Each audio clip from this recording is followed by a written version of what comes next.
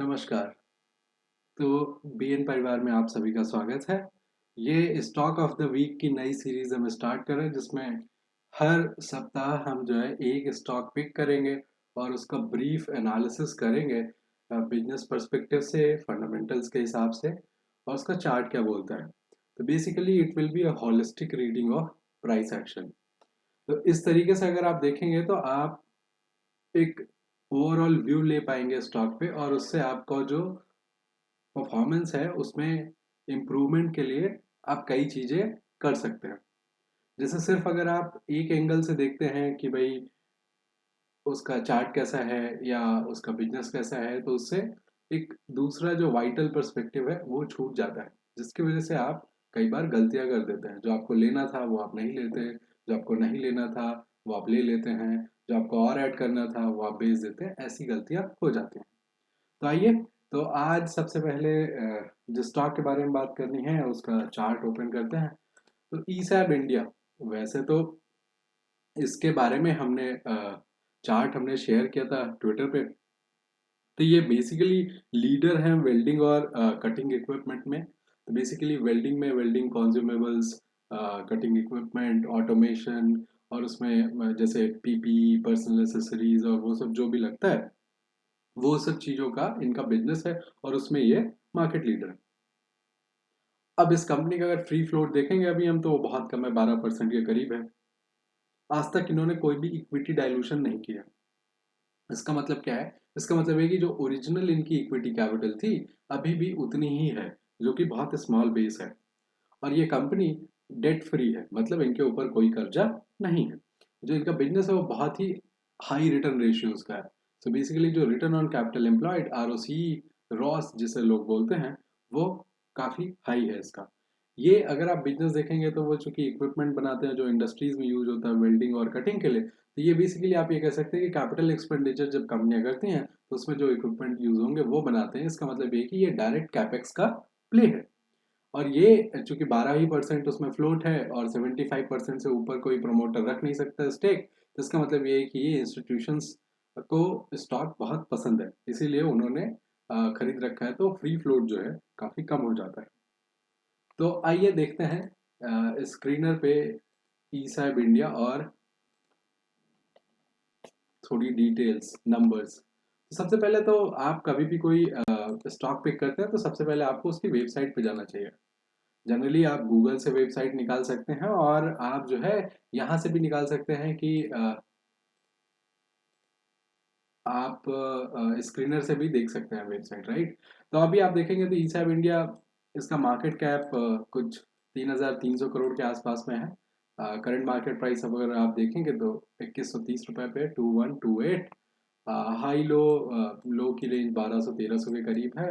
और अगर आप हाई देखते हैं तो हाई के करीब ही ट्रेड कर रहा है, 10%, विद इन 10% की रेंज में जो है ये ट्रेड कर रहा है।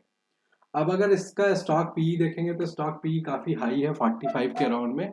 लेकिन आप ये भी समझ लीजिए कि जो अच्छे बिजनेस होते हैं जिसमें फ्लोट कम होता है, बढ़िया ग्रोथ है, रिटर्न रेशियो काफी अच्छे हैं, उसमें जो है आप देखेंगे तो पी वगैरह उनका जो है ऐसे ही आपको हाई मिलेगा। तो आप उसमें ज्यादा कुछ कर नहीं सकते। बुक वैल्यू इसकी काफी कम है। तो अगर आप देखेंगे तो बुक वैल्यू इसकी कम है। इसका मतलब ये है क्योंकि ये कोई वैसा कमोडिटी टाइप का बिजनेस नहीं है, ना तो ये लोन देने वाला बिजनेस है जिसमें आप बुक वैल्यू के हिसाब से ये जज करें कि ये बिजनेस जो है चीप है या क्या है। तो इसमें बुक वैल्यू का इतना सेंस वैसे भी नहीं बनता। डिविडेंड कंपनी पे करती है 2% के करीब। आरओसी जैसे आप भी हमने बात की थी कि काफ़ी अच्छा है, आरओई भी अच्छा है। ऑल टाइम हाई से देखिए सिर्फ 10% से भी कम है। इसका मतलब ये कि स्टॉक जो है स्ट्रांग है, इसको मार्केट पसंद करती है। डेट टू इक्विटी आप देखेंगे तो ऑलमोस्ट जीरो है, क्योंकि हमने बात की थी अभी कि इनके ऊपर कोई कर्जा नहीं है। प्रोमोटर होल्डिंग ऑलमोस्ट 75% है, जो कि लिमिट है, उससे ज़्यादा प्रोमोटर होल्डिंग रख नहीं सकते। आर ओ आई सी आप देखेंगे वो भी हाई है। वर्किंग कैपिटल डेज 45 के अराउंड है, which is fine. Free cash flow generate करती है कंपनी काफ़ी अच्छा खासा। 10 साल का पी देखेंगे तो सिर्फ एवरेज अगर आप देखेंगे तो 25 के अराउंड है, जबकि अभी 45 के अराउंड है। जनरली इसमें हम कई बार ये बात बोल चुके हैं कि अगर 10 ईयर के एवरेज से पी से ऊपर चल रहा है, इसका मतलब है कि मार्केट उसको प्रीमियम वैल्यूएशन पे करने के लिए तैयार है, which is also a good sign. फिर इसके बाद अगर आप देखते हैं तो कंटिजेंट लाइबिलिटीज भी 42 करोड़ की है, but this is not such a big deal considering कि 3,500 करोड़ 3,000 करोड़ मार्केट कैप की कंपनी है। अब इसमें अगर आप देखेंगे तो लॉन्ग टर्म चार्ट में ना stock has been going up. ये अगर आप देखेंगे तो इनका ईपीएस, ये देखिए ये पीक कर गया 2009-2010 के आसपास में। फिर 2020 में थोड़ा अच्छा खासा ईपीएस आया, अभी डाउन हुआ, अभी वापस सही हो गया। सितंबर का अगर आप ईपीएस देखेंगे तो 47 है। अब 47 लास्ट टाइम कभी भी नहीं आया। दिस इज हाईएस्ट ना अर्निंग पर शेयर क्वार्टर जो इनका जून में जो इन्होंने डिक्लेयर किया है रिजल्ट उसका, जून क्वार्टर के लिए। तो आप सेल्स देखेंगे तो मार्च में हाईएस्ट एवर है। तो ये आपको दिखाता है कि business is actually in momentum. Reduce debt, almost debt free, healthy dividend pay out. Cons में दे आर टेलिंग कि ओवर वैल्यूड है, पुअर सेल्स ग्रोथ। अब ये कैपेक्स का प्ले है पिछले 10 साल। ये बात हमने एक बार और की है कि जो 2000 से 2010 का समय था वो कॉर्पोरेट बैलेंस शीट का समय था, तो उसमें कैपेक्स और उससे रिलेटेड कंपनियां काफी अच्छा परफॉर्म की थी, जैसे कमोडिटी, जैसे एल&टी। ये सारी कंपनियों ने बहुत अच्छा किया था, और जो कंज्यूमर फोकसिंग कंपनी थी एफएमसीजी टाइप की, they did not do that well. लेकिन जो 2010 से 2020 का जो डिकेड था, 10 साल का समय था, उसमें जो है कंज्यूमर फोकस्ड कंपनियों ने बहुत अच्छा किया, क्योंकि जो कंज्यूमर बैलेंस शीट थी वो स्पेंडिंग कर रही थी। अभी हमारी समझ से जो है साइकिल टर्न हो गई है, तो अभी जो है ये वापस से हम कॉर्पोरेट बैलेंस शीट के दशक में आ गए हैं। तो इस दशक में जो है कैपिटल गुड्स और ऐसी कंपनियों का काफी अच्छा स्कोप रह सकता है। तो अगर आप इनका देखेंगे सेल्स वगैरह अभी हम देख चुके हैं ऑलरेडी कि अच्छा खासा है। ओपीएम आप देख रहे हैं इम्प्रूव हो रहा है। बाकी और कुछ इसमें उतना अलग है नहीं बात करने के लिए। अगर आप ये देखेंगे तो यहाँ वो, अच्छा थोड़ी देर पहले जो उधर मैंने बात की थी, तो वो क्वार्टरली ईपीएस अगर आप देखेंगे तो हाईएस्ट एवर ये देखिए 13 रुपये 22 पैसे, ऐसा कभी नहीं हुआ है। इसी को आप अगर 4 टाइम्स करेंगे तो 50 क्रॉस हो जाएगा। That is how it is. अब अगर इनका आप ईयरली सेल्स देखते हैं तो ये देखिए, ये 2010 2011, उसके बाद है ना इट वेंट डाउन, और फिर ये 541 पे पीक कर गया।